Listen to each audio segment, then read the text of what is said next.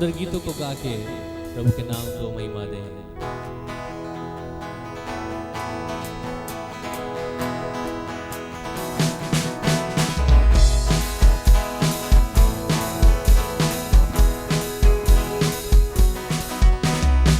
कितना मधुरतम है प्रभु तेरे आंगन में वास करना, कितना मधुरतम है, कितना मधुरतम है प्रभु तेरे आंगन में वास करना, कितना मधुरतम है सेनाओं के यहोवा तेरा निवास क्या ही प्रिय है, सेनाओं के यहोवा तेरा निवास क्या ही प्रिय है, कितना मधुरतम है प्रभु तेरे आंगन में वास करना, कितना मधुरतम है, कितना मधुरतम, कितना मधुरतम है प्रभु तेरे आंगन में वास करना, कितना मधुरतम है। ताली बजा के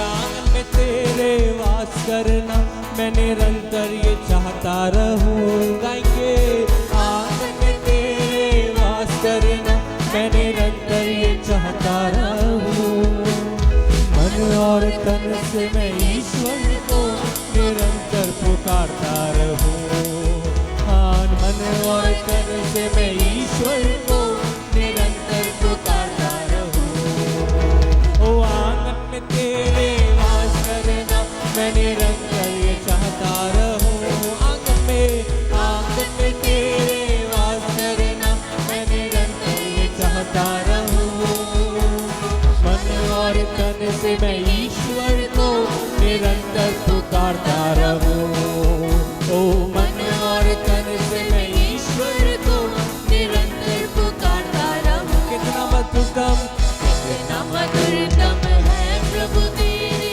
आंगन में वास करना, कितना मधुरतम है, कितना मधुरतम है प्रभु तेरे आंगन में वास करना, कितना मधुरतम है।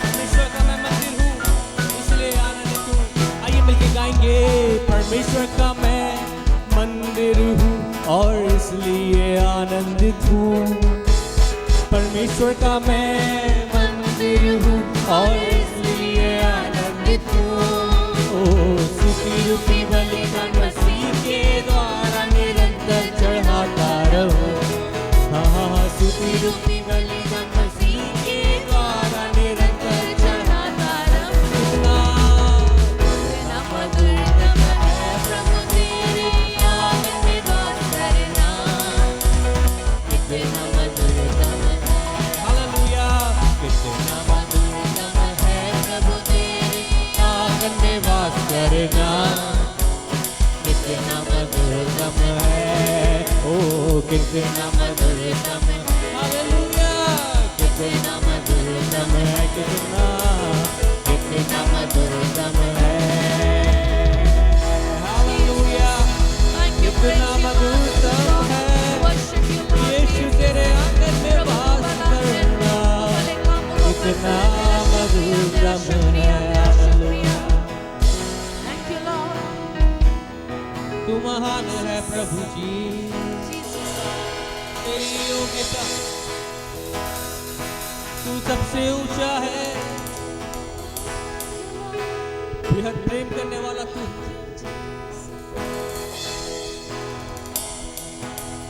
आराधना हो, अपनी आंखों को बंद करके अपने ध्यान को प्रभु की ओर लगाए, जो सबसे भला है, जो हमेशा संभालता है, कठिन समय में तू मजबूत है। अंधेरी राह में तू जियाला, कठिन समय में तू मजबूत है। अंधेरी राहों में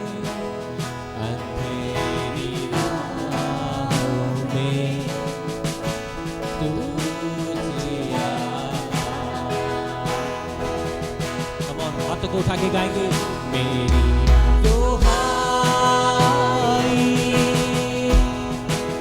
तू सुनता, मेरा प्रभु जी, मेरा प्रभु कभी नहीं सोता।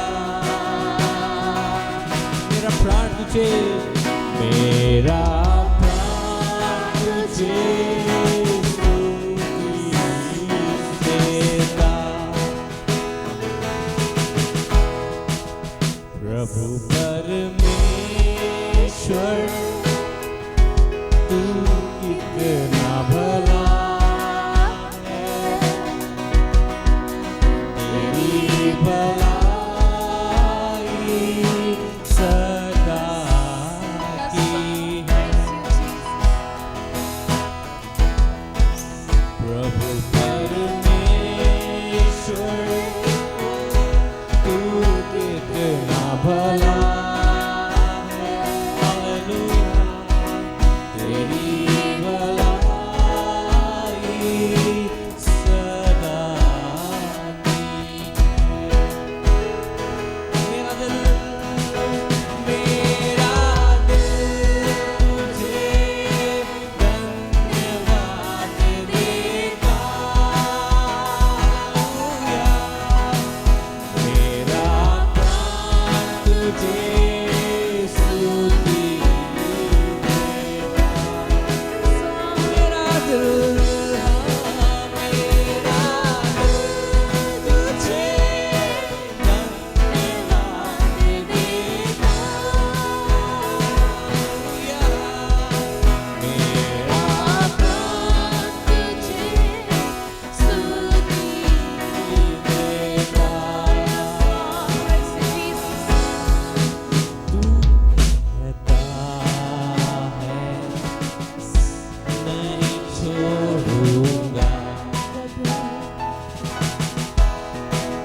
तू कहता है नहीं ठुकराऊंगा।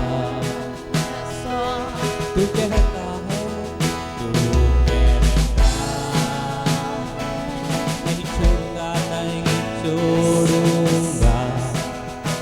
तू कहता है, तू कहता है नहीं ठुकराऊंगा। तेरा हाथ तेरा हाथ मेरी अगुवाई करेगा। तेरा साथ मुझे बल देता। तेरा हाथ तेरी अगुवाई करता। हालेलुया, तेरा सामर्थ मुझे बल देता। मेरा प्राण तुझे स्तुति देता। प्रभु परमेश्वर तू कितना भला है, तेरी भलाई सदा की है। प्रभु परमेश्वर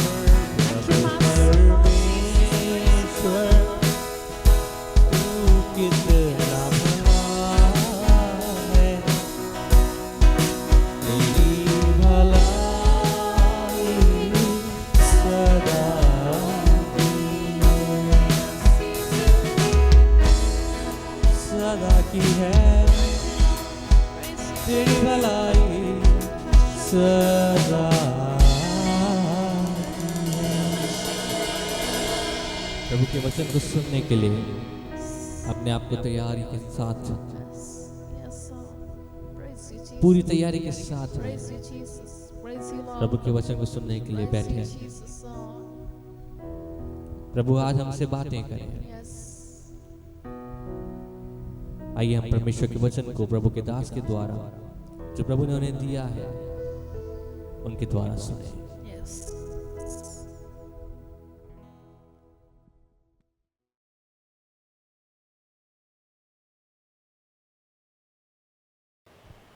prize the Lord. Mount Carmel church Ajmer YouTube channel से जुड़े सभी सब्सक्राइबर और दर्शकों को आज के हमारे इस डेली ब्रेड कार्यक्रम में फिर एक और बार आज शाम अभिनंदन करता हूं। आशा करता हूं आप सब अच्छे होंगे और आप परमेश्वर का वचन सुनने के लिए तैयार हैं। तो आइए हम परमेश्वर के वचन में से फिर एक और बार मत्ती रचित सुसमाचार उसका 23वां अध्याय और उसके 23 और 24 पद को फिर से पढ़ेंगे। हे कपटी शास्त्री और फरीसियों, तुम पर हाय, तुम पुदीने और सौंफ और जीरे का 10वां अंश तो देते हो, परंतु तुमने व्यवस्था की गंभीर बातों को अर्थात न्याय और दया और विश्वास को छोड़ दिया है। चाहिए था कि इन्हें भी करते रहते और उन्हें भी न छोड़ते। हे अंधे अगुओं, तुम मच्छर को तो छान डालते हो, परंतु ऊंट को निगल जाते हो।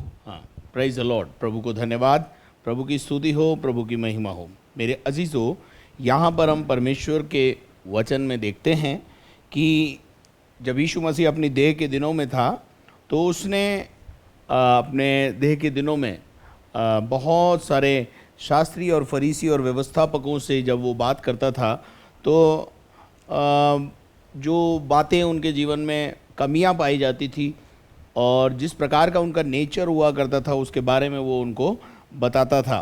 और वो लोग भी जब उनकी बातों को सुनते थे तो आश्चर्यचकित हो जाते थे। और दूसरी बात, यीशु मसीह उनकी अच्छी बातों को भी बयान करता था। जैसे हम मत्ती 23 में देखते हैं कि वहाँ यीशु मसीह कह रहा है कि तुम पुदीने और जीरे और सौंफ का क्या देते हो, दशवांश देते हो, और जब इसका दशवांश देते हो तो ये अच्छा करते हो, गलत नहीं कर रहे हो। और यीशु मसीह ने वहाँ दशवांश के विषय में एक नई व्यवस्था देता हूँ मैं तुम्हें, ऐसा नहीं कहा।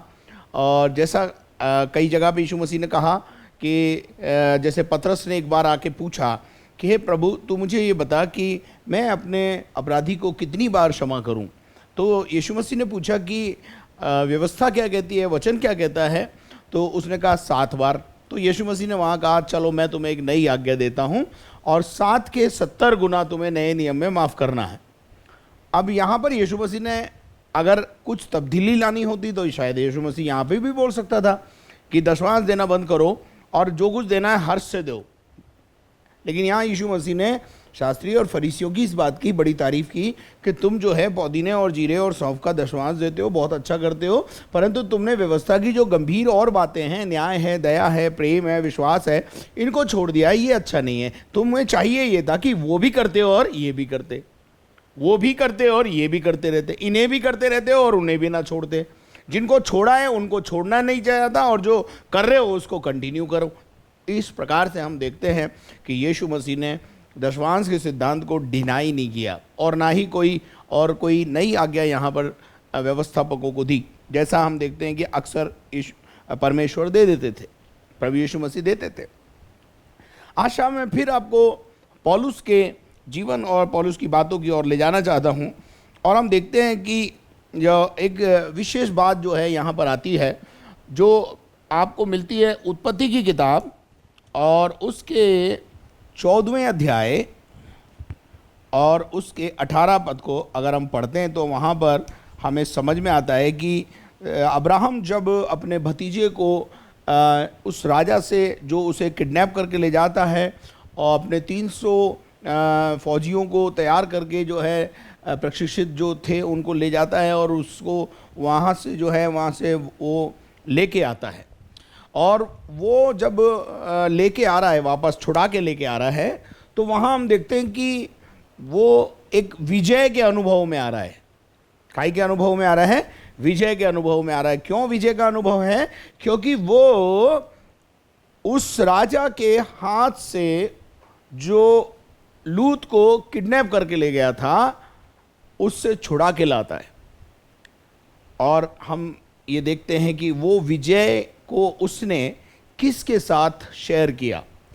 हमारे जीवन की खुशियों को, हमारे जीवन की आशीषों को, हमारे जीवन की अच्छी बातों को या विजय के अनुभवों को हम किसके साथ शेयर करते हैं। अगर आप किसी भी चीज़ का अचीवमेंट करते हैं तो सबसे पहले आप ये चाहते हैं कि मेरे जो एक लड़का जो है मान लीजिए यूनिवर्सिटी टॉप करता है तो वो सबसे पहले जो है अपने माँ बाप का, अपने बुज़ुर्गों का के साथ उसको शेयर करता है, सेलिब्रेट करता है, अपने घर के लोगों के साथ सेलिब्रेट करता है। उसके बाद जो है वो अपने दोस्तों के साथ, अपने मित्रों के साथ सेलिब्रेट करता है और अपने कोवर्कर्स के साथ सेलिब्रेट। किसी भी विजय के अनुभव को सेलिब्रेट करना। यहाँ हम अब्राहम के जीवन को देख रहे हैं कि अब्राहम एक विजय का पताका फहराता हुआ जब वापस लौट रहा है तब शालोम का राजा मलकीसदेक, शालोम का मतलब होता है शांति का राजा। और आप सब जानते हैं कि ये शांति का राजा कौन है जिसके विषय में परमेश्वर हमसे बातें करता है। अगर आप यशायाह नबी की किताब और उसके 9वें अध्याय को पढ़ेंगे तो वहाँ आप देखते हैं कि वहाँ यशायाह बोलता है कि वो शांति का राजकुमार होगा और उसकी प्रभुता सर्वदा की होगी। ठीक है, तो वो शांति का राजा शालोम, शालोम जो शांति का राजा मलकीसदेक। पढ़ेंगे 18 पद को। तब सालेम का राजा मलकीसदेक जो परम प्रधान ईश्वर का याजक था, जो परम प्रधान ईश्वर का याजक था, पढ़ो, रोटी और दाख मधु ले आया। हाँ, और उसने अब्राहम को ये आशीर्वाद दिया, और परम प्रधान ईश्वर की ओर से हाँ, जो आकाश और पृथ्वी का अधिकारी है, हाँ, तू धन्य हो। देखिए जब ये विजय का अनुभव प्राप्त करके आ रहा है तो इससे भेंट कौन करने आया है? मलकीसदेक। और ये मलकीसदेक जो है वो यीशु मसीह की परछाई है और वो यीशु मसीह उसको बोल रहा है कि तू परमेश्वर की ओर से धन्य है। और उसके बाद क्या लिखा है? और धन्य है हाँ, परम प्रधान ईश्वर हाँ, जिसने तेरे द्रोहियों को तेरे वश में कर दिया। परमेश्वर ने तेरे दोहियों को, तेरे विरोधियों को नष्ट कर दिया या खत्म कर दिया। और आगे तब अब्राहम ने उसको सब वस्तुओं का, तब अब्राहम ने उसको सब वस्तुओं का दशमांश दिया। कौन सी सारी वस्तुएं? जो लूट में मिली थी, जो वो जीत कर लाया था। इसी प्रकार से जब आप किसी भी चीज को कमा के अपने घर में लाते हो या आपको किसी भी रिसोर्सेस से कोई भी चीज आपको प्राप्त होती है, उसका दशमांश परमेश्वर को देना है। मलकीसदेक को उसने चढ़ाया। अब अपन और आगे पढ़ते हैं तो वहां पे और जरा पढ़ दीजिए। तब सदोम के राजा ने अब्राहम से कहा, प्राणियों को तो मुझे दे, हाँ, और धन को अपने पास रख। हाँ, अब्राहम ने सदोम के राजा से कहा, परम प्रधान ईश्वर यहोवा जो आकाश और पृथ्वी का अधिकारी है, हाँ, उसकी मैं ये शपथ खाता हूँ कि जो कुछ तेरा है उसमें से न तो मैं एक सूत और न जूती का बंधन न कोई और वस्तु लूंगा कि तू ऐसा न कहने पाए कि अब्राहम मेरे ही कारण धनी हुआ। देखिए लूत का कनेक्शन सदोम से है, ठीक है। और जब वो लूत को वापस लेके आया तो सदोम और गमोरा के जो राजा था उसने उसको ऑफर दिया कि ये जो लूट का तू लेके आया है, इस लूट को तू लेकर के जा, ये तेरी है क्योंकि तूने मेहनत की है। लेकिन अब्राहम ने ये कहते हुए मना कर दिया कि मैं इसमें से सूत ना जूती का बंधन भी कुछ भी कोई वस्तु मैं उसमें से नहीं लूंगा, नहीं तो लोग जब मुझे धनाढ्य अवस्था में देखेंगे तो लोग क्या कहेंगे मालूम है? ये लूट करके धन्य हो गया है, लूट करके आशीषित हो गया है। तो मेरे अजीजों, यहाँ हम देखते हैं कि अब्राहम ही के कारण धनी हुआ है। कोई हमें ऐसा ना कहने पाए लूट के कारण धनी हो गए हैं, ऐसा कोई हमसे कहना ना पाए। इसलिए अब्राहम ने उसमें से एक जूते का बंद भी लेना मुनासिब नहीं समझा। इसलिए राजा भी बोल सकता था कि वो जिस पर मेरा हक था वो अब्राहम को मैंने दिया, इसलिए वो धनाढ्य हो गया।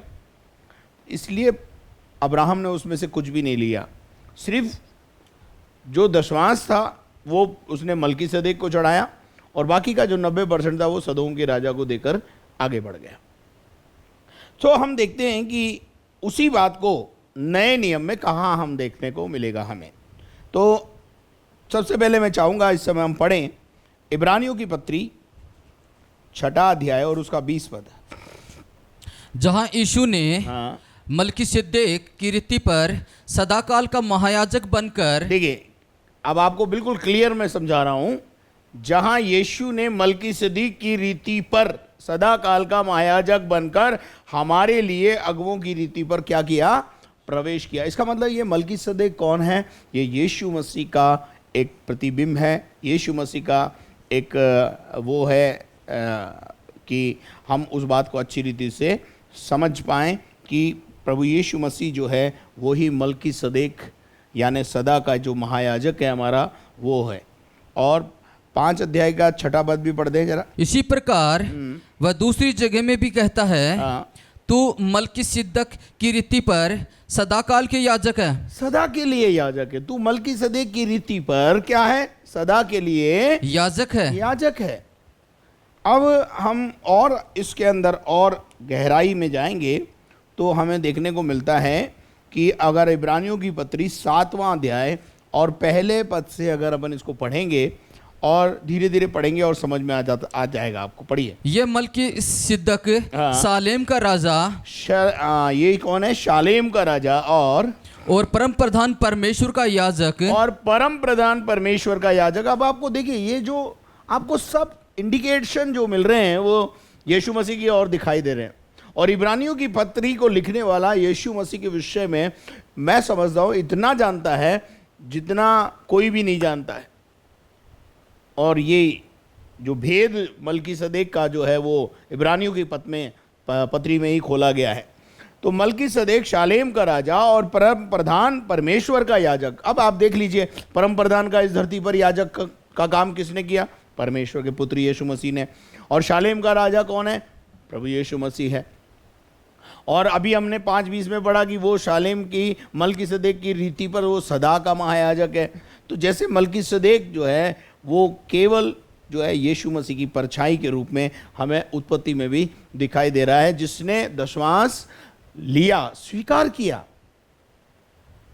ठीक है। अब यहां पर देखते हैं कि जब अब्राहम, पढ़िए, सर्वदा याजक बना रहता है। हाँ। जब अब्राहम राजाओं को मारकर लौटा जाता था, हाँ। तो इसी ने उससे भेंट करके उसे आशीष दी। हाँ, अब ये आशीष देने वाला कौन है, ये मलकीसदेक, सदा का महायाजक, परमेश्वर, परम प्रधान का परमेश्वर का पुत्र यीशु मसीह, उसने उससे भेंट करके उसे क्या दी, आशीष दी। और इसी को अब्राहम ने सब वस्तुओं का 10वां अंश भी दिया। इसी को, किसको, यीशु को ही मलकीसदेक जो सदा का महायाजक या परमेश्वर का प्रथम प्रधान का पुत्र है, उसी को मलकीसदेक को हमारे पिता, हमारे विश्वासियों के पिता अब्राहम ने क्या चढ़ाई थी, दशवांश चढ़ाया था। क्या आपको मेरी बात समझ में आ रही है? चलिए आगे बढ़िए। ये पहले अपने नाम के अर्थ के अनुसार हाँ। धर्म का राजा और फिर शालेम अर्थात शांति का राजा, धर्म का राजा, शालेम अर्थात शांति का राजा, जिसका न पिता हाँ। न माता हाँ। न वंशावली है, हाँ, जिसके दिनों का न आदि है और न जीवन का अंत है, आगे, परंतु परमेश्वर के पुत्र के स्वरूप ठहरकर। अरे कितना तो क्लियर हो गया है नए नियम में कि वो मलकीसदेक जो था परम प्रधान का पुत्र, सदा का महायाजक, जिसने दशवांश अब्राहम से ग्रहण किया, वो कोई और नहीं परंतु परम प्रधान का पुत्र यीशु मसीह है। अब उसके बाद भी अगर आपको ये बात समझ में नहीं आ रही है कि पुराने नियम में तो दशवांश है और नए नियम में मना है, तो फिर मैं आपके लिए कोई भी बलिदान जैसे बाकी नहीं है और कोई समझाइश में रखा है बाकी अब नहीं है। मैं इससे ज़्यादा मैं कुछ भी नहीं कर सकता कि मैं आपको किस प्रकार से समझाऊं। आप देखिए कि वो अब्राहम से जो दशवांश ग्रहण कर रहा है वो कौन है? सदा का महायाजक। उत्पत्ति से प्रकाशित वाक्य तक वही है, आदि और अंत वही है, अल्फा और ओमेगा वही है। वो क्यों मना करेगा आपके दशवांश पर आशीष देने के लिए नए नियम में, जबकि वो तो चाहता है कि आप 10 से बढ़कर दें। और उसके बाद क्या लिखा? पढ़िए, अभी तो पढ़ना है इसको। परंतु परमेश्वर के पुत्र के स्वरूप ठहरकर आगे वह सदा के लिए याजक बना रहता है। आगे अब इस पर ध्यान करो। अब इस पर क्या करो? ध्यान करो। हाँ, अब इस पर ध्यान करो कि वह कैसा महान था, वो कैसा महान था, जिसको कुलपति अब्राहम ने लूट के अच्छे से अच्छे माल का 10वां अंश दिया। आप देखिए वो कह रहा है कि वो कितना महान है, जिसको हमारे पिता कुलपति अब्राहम ने जो है दशवांश चढ़ाया और विजय का अनुभव उसके साथ सेलिब्रेट किया, खुशियां मनाई, आनंदित हुआ। और उसके बाद 5वां पद, लेवी की संतान में से जो याजक का पद पाते हैं उन्हें आज्ञा मिली है कि लोगों अर्थात अपने भाइयों से चाहे वे अब्राम ही की देह से क्यों ना हो जन्मे हो व्यवस्था के अनुसार 10वां अंश लें। आपको समझ में आ रहा होगा कि अब्राहम ने जो रीति शुरू करी है, इस जमाने में भी जो याजक हैं वो लोगों से दशवांश को क्या करें? याजक लोग दशवांश को ग्रहण करें। क्योंकि जब एक याजक के हाथ में आपका दशवांश आता है तो वो जिस प्रकार से महायाजक जो है वर्ष में एक बार जाकर उसे महापवित्र स्थान में पहुंचाया करता था चीज़ों को, आपकी चढ़ाई हुई चीज़ों को, उसी प्रकार से आज जब आप दशवांश परमेश्वर के दास के हाथ में रखते हैं या परमेश्वर के भवन में लाते हैं और उस पर जब प्रार्थना की जाती है तो वो दशवांश जो है जो आपका चढ़ाया हुआ है, उस चढ़ाए हुए भेंट को, दशवांश को जो है याजक जो है वो महायाजक अर्थात यीशु मसीह की ओर क्या कर देता है? समर्पित करता है। इसलिए मैं आप लोगों से एक और बात पासवानों को यहाँ पर कहना चाहता हूँ। कई बार हम जो पास्टर्स होते हैं वो कई बार जो है साधारण विश्वासियों से ऑफरिंग और दशवांश के लिए प्रार्थना कराते हैं। मैं ऐसा सोचता हूँ कि वो प्रार्थना कम से कम सबसे सीनियर पास्टर को करनी चाहिए। बाकी आपकी इच्छा है, परंतु एक सही मेथड मुझे जो दिखता है, आप आरंभिक प्रार्थना उनसे करा लीजिए, बीच में और कोई प्रार्थना विश्वासी से करा लीजिए, पर जो भेंट और दशवांश है वो जब याजक के हाथ में सौंपा जाता है तो याजक की ड्यूटी बनती है कि वो उसे महायाजक के पास ले जाए, परमेश्वर के पास लेकर के जाए। हालेलुया। तो इस बात को ध्यान रखें। अगर आप ऐसा करेंगे तो मैं समझता हूँ ज़्यादा अच्छा होगा। समझाना मेरा काम है, बाकी आपकी कलीसिया है, आप जैसे चाहें वैसे उसको चला सकते हैं। लेकिन ऐसा करेंगे तो मैं विश्वास करता हूँ कि आप सही रीति पर परमेश्वर को याजकाई का काम जो है वो जो करना है वो आप कर रहे हो। तो वहाँ हम देखते हैं कि वो दशवांश ले और पर इसने जो उनकी वंशावली में का भी न था अब्राहम से 10वां अंश लिया और जिसे प्रतिज्ञा मिली थी उसे आशीष दी। आगे जिसे प्रतिज्ञा मिली थी उसे क्या दी? उसने आशीष दी। अब प्रतिज्ञा उसे कब मिली थी? उत्पत्ति के 12वें अध्याय में। उसे आशीष कब मिली? दशवांश चढ़ाने के बाद। हेलो, क्या आपको मेरी बात समझ में आ रही है? नहीं आती कई लोगों को मेरी बात समझ में। लेकिन अगर हम बाइबल के एक एक आयत के ऊपर विश्वास करें तो जिसको प्रतिज्ञा दी गई थी उसे कब आशीष मिली? जब उसने अपना दशवांश खुदा के चरणों में लाके रखा। आप में से बहुत सारे विश्वासी जो हैं इसलिए आशीष नहीं पाते कि आप अपना दशवांश या उससे अधिक प्रभु के लिए जो देना चाहिए वो नहीं देते। प्रतिज्ञा की संतान आप हो गए, लेकिन प्रतिज्ञा की संतान के साथ कर्तव्यों का पालन कौन करेगा? नियमों का पालन कौन करेगा? हम भारत के नागरिक हैं, बहुत अच्छी बात है, हम बहुत अच्छे से गर्व से कहते हैं। मैं भी गर्व से कहता हूं कि मैं भारतीय हूं। मैं प्रभु को धन्यवाद देता हूं कि मुझे भारत देश में प्रभु ने जन्म दिया। मैं भारतीय होने पर घमंड करता हूं, and I love my India. परंतु मैं अगर भारतीय होने के साथ साथ भारत के कानून के धज्जे उड़ाऊं, मैं भारतीय संविधान का आदर ना करूं और उसके अनुसार अपने जीवन को भारत में रहते हुए ना चलाऊं, तो मेरे अजीज़ों, बजाय खुशहाली के दंड की आज्ञा संविधान की तरफ से, सरकार की तरफ से, प्रशासन की तरफ से मुझ पर लटकी रहेगी। और इसी कारण से बहुत सारे विश्वासी विश्वास में तो आ गए, प्रतिज्ञा की संतान बन गए, परंतु प्रतिज्ञा के बाद साथ साथ जो कर्तव्य था, सेलिब्रेशन जो हुआ और वहाँ जो दशवांश चढ़ाया, वहाँ लिखा है उसको प्रतिज्ञा मिली थी, उसे आशीष दी। और उसमें संदेह नहीं, और इसमें कोई संदेह नहीं है कि छोटा बड़े से आशीष पाता है। छोटा व्यक्ति जो होता है वो बड़े से क्या पाता है? आशीष पाता है। तो अब छोटा कौन है और बड़ा कौन है? मलकीसदेक छोटा नहीं हो सकता, क्योंकि जब परमेश्वर ने कहा आओ हम मनुष्य को बनाएं, आओ हम सृष्टि की रचना करें, तो जीसस वाज देयर, यीशु वहाँ पहले से मौजूद था। अब्राहम तो बहुत बाद की पीढ़ियों में पाया जाता है। इसलिए छोटा बड़े से क्या पाता है? आशीष पाता है। तो मलकीसदेक कौन है? बड़ा है। ठीक है। कभी कभी विश्वासी जो है एक गलत रास्ते पे चले जाते हैं और इस बात को नहीं समझ पाते कि हमें क्या करना है। चलिए आगे बढ़ेंगे, 7 पद। और यहाँ तो मरणहार हाँ। मनुष्य 10वां अंश लेते हैं, आगे। पर वहाँ वही लेता है हाँ। जिसकी गवाही दी जाती है हाँ। कि वह जीवित है। वह जीवित है। सबसे पहली बात, आप दशवांश किसको चढ़ाते हैं? आप दशवांश मरणहार मनुष्य को जरूर देते हो हाथ में, लेकिन वो दशवांश कहाँ जाता है? जीवित परमेश्वर के पास जाता है। हम जो मनुष्य हैं यहाँ पर जो दशवांश लेते हैं वो मरणहार हैं, और जिसकी हम गवाही देते हैं और जिसने हमसे ये कहा है कि तुम दशवांश दोगे तो मैं तुम्हें आशीष दूंगा, वो जीवित परमेश्वर है। ठीक है।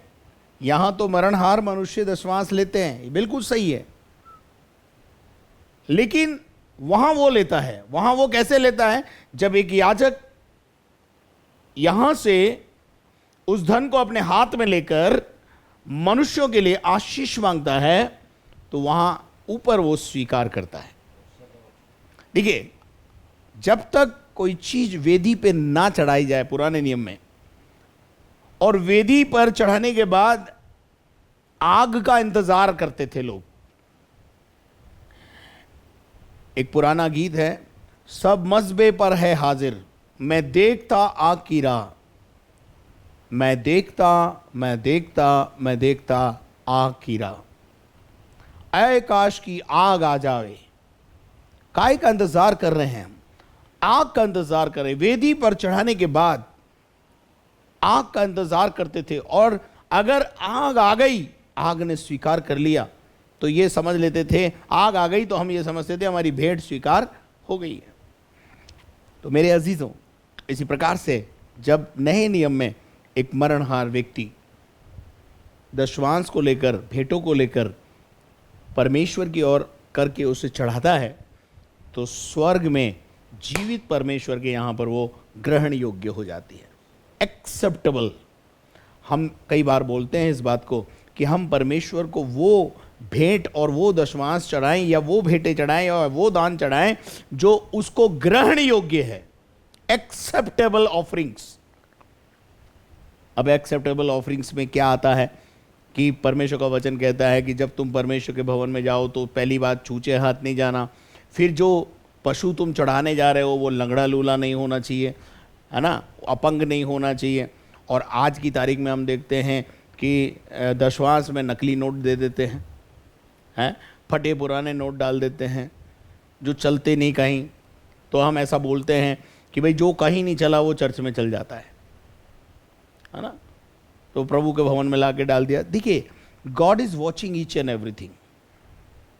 जब आप परमेश्वर के भवन में आते हो तो परमेश्वर जो है वो सब कुछ देखता है।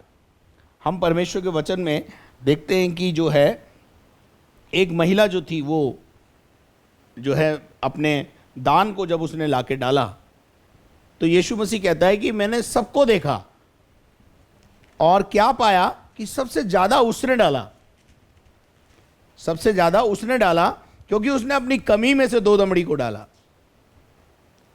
तो अपन इस बात को देख रहे हैं। चलिए अपन वापस आगे आएंगे और वहाँ लिखा है, पढ़ेंगे इब्रानियों की पत्री 7 अध्याय में।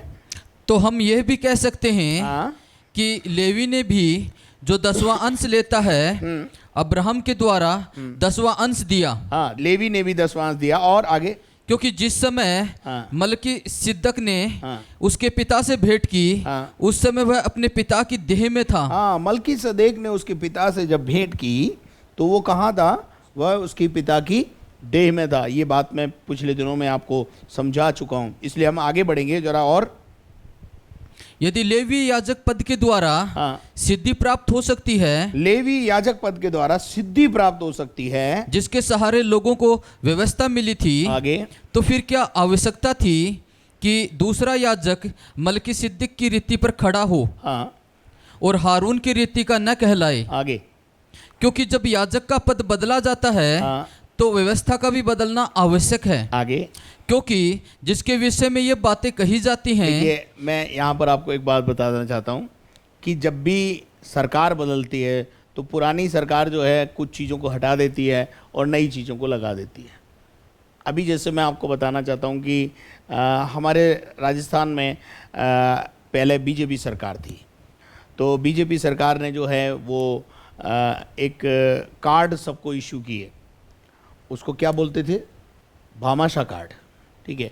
अब भामाशाह कार्ड के ऊपर जो है जब दूसरी सरकार आई तो बात तो वही है, सुविधाएं वही हैं, उसमें थोड़ा बहुत 19-20 है, लेकिन उस कार्ड का नाम बदल कर क्या कर दिया है आजकल?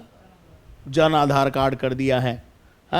मतलब कहने का यह है कि जब भी कोई नया व्यक्ति याजक आता है, नया कुछ ना कुछ जरूर करता है वो। तो यीशु मसीह ने भी कुछ नया किया है भाई, और वो नया यही है कि देने वाला हर्ष से दे और उससे बढ़कर दे। तो आप तो बंधे हुए हैं, आप अलग जा ही नहीं सकते इस बात से। अब यहां पर अपन देखते हैं आगे क्या लिखा है। क्योंकि जिसके विषय में हाँ, ये बातें कही जाती हैं हाँ, कि वह दूसरे गोत्र का है, हाँ, जिसमें से किसी ने वेदी की सेवा नहीं की। हाँ। देखिए, अगर हम पुराने नियम में देखें तो सदा का जो याजक है, मतलब जो परमेश्वर ने हारून को बोला, हारून और उसके वंश को बोला कि तुम जो है हमेशा याजकाई के काम में तुम रहोगे। ठीक है। लेकिन जब यीशु मसीह पैदा हुआ तो वो तो यहूदा के गोत्र का था, तो सब कुछ बदल गया, सब कुछ बदलना पड़ा।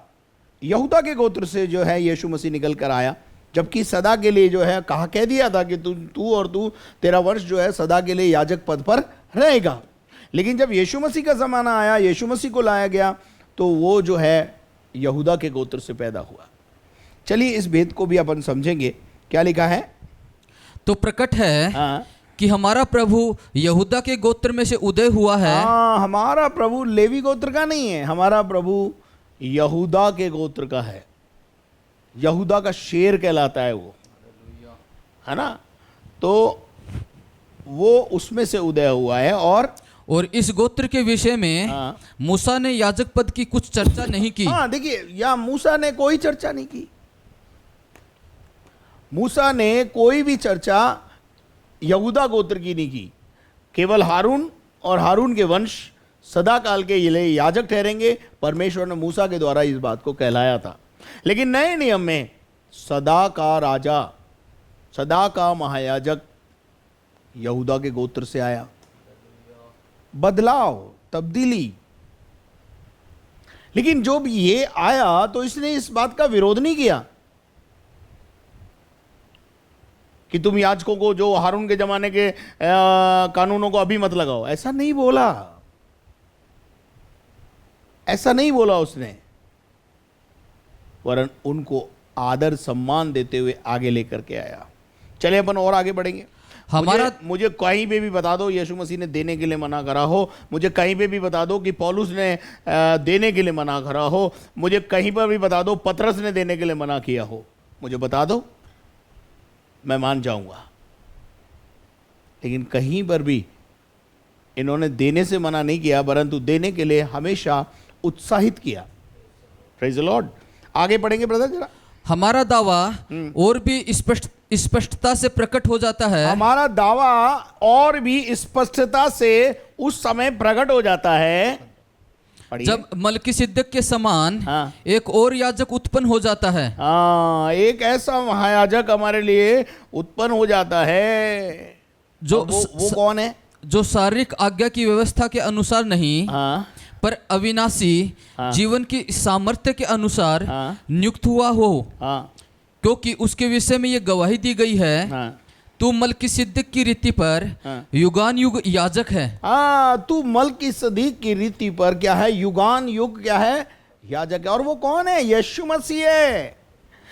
उत्पत्ति की किताब में जो अब्राहम से मिला और अब्राहम से दशवांश को स्वीकार किया और अब्राहम को दशवांश के बदले में प्रतिज्ञा जो की थी उसके बदले में जब उसने दशवांश चढ़ाया तो उसे आशीष दिया और उसे बढ़ाया, फलाया, फुलाया।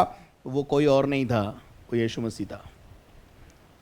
उस समय वो मलकीसिदक के रूप में अब्राहम पर अपने आप को प्रकट करता है, लेकिन इन अंतिम दिनों में उसने अपने आप को परमेश्वर के पुत्र के समान एक महायाजक के रूप में हम पर प्रकट किया है।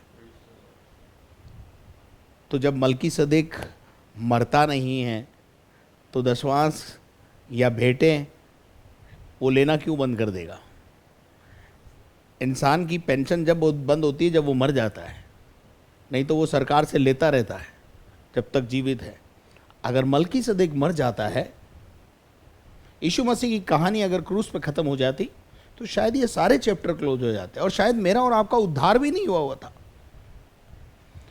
क्योंकि यीशु मसीह के मुर्दों में से जी उठने के द्वारा हम सबका उद्धार, अन्य जातियों का उद्धार, हम तक ये कहानी, ये घटना, ये सच्चाई हम तक प्रकट हुई। तो उसके मर के जी उठना ये बहुत महत्वपूर्ण बात है। चलिए आगे पढ़ेंगे। इस प्रकार पहली आज्ञा निर्बल और निष्फल होने के कारण लोप हो गई। आगे।